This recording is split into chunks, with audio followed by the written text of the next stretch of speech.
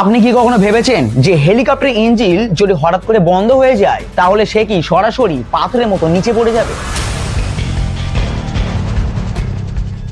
সিনেমায় প্রায় এমন একটা দৃশ্য দেখানো হয়, কিন্তু আসল সত্যটা এখানে সম্পূর্ণভাবে আলাদা। আসলে ইঞ্জিন বন্ধ হওয়ার পরেও হেলিকপ্টারের ব্লেডগুলো সাথে সাথে থেমে যায় না, বরঞ্চ নিচে পড়ার সময় উপর দিক দিয়ে বয়ে যাওয়া বাতাস সেই হেলিকপ্টারের ব্লেডগুলোকে অনবরত ঘুরতে থাকে। আর এই প্রক্রিয়াকে অটো রোটেশন সিস্টেমও বলা হয়। এই ঘূর্ণায়নের ফলে ব্লেডগুলো ক্রমাগত লিফট তৈরি করতে থাকে, আর যা হেলিকপ্টারকে নিচে পড়া গতি অনেকটাই কমিয়ে দেয়। সেই জন্য পাইলট যদি সঠিক সময়ে এবং সঠিকভাবে নিয়ন্ত্রণ করতে পারে, তবে তিনি জরুরি পরিস্থিতিতে যে কোনো হেলিকপ্টারকে সঠিকভাবে ল্যান্ডিং করাতে পারেন। তাই ইঞ্জিন বিকল হয়ে যাওয়া মানে যে সেই সময় হেলিকপ্টার ক্র্যাশ হবে, ঠিক এমনটা নয়। তো তোমরা যদি এইরকম জেনুইন ইনফরমেশন পেতে চাও, তবে চ্যানেলটি সাবস্ক্রাইব করা তোমাদের অবশ্যই প্রয়োজন।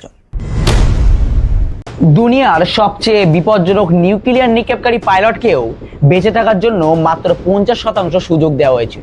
আমরা কথা বলছি 1961 সালে সোভিয়েত ইউনিয়ন দ্বারা পরীক্ষা করা জার বোম্বারের কথা।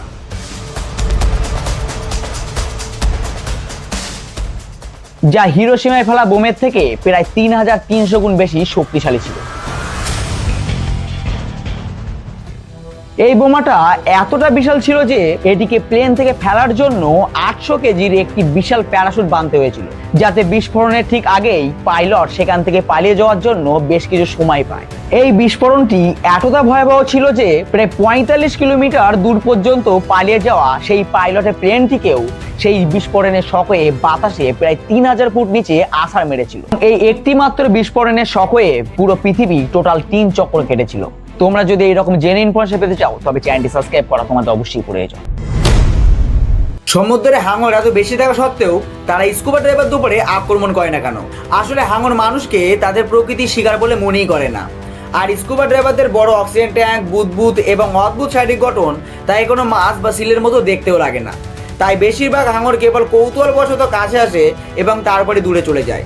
এই কারণে স্কুবা ড্রাইভারদের উপরে হাঙরের আক্রমণ খুবই কমই দেখা যায়। তোমরা যদি এইরকম জেনুইন ইনফরমেশন পেতে চাও, তবে তোমাদের চ্যানেলটিকে সাবস্ক্রাইব করা অবশ্যই প্রয়োজন। ফ্লাইট অ্যাটেন্ডেন্টসরা সবসময় পিছনে প্যাসেঞ্জারদের দিকে মুখ করে বসে থাকে কেন?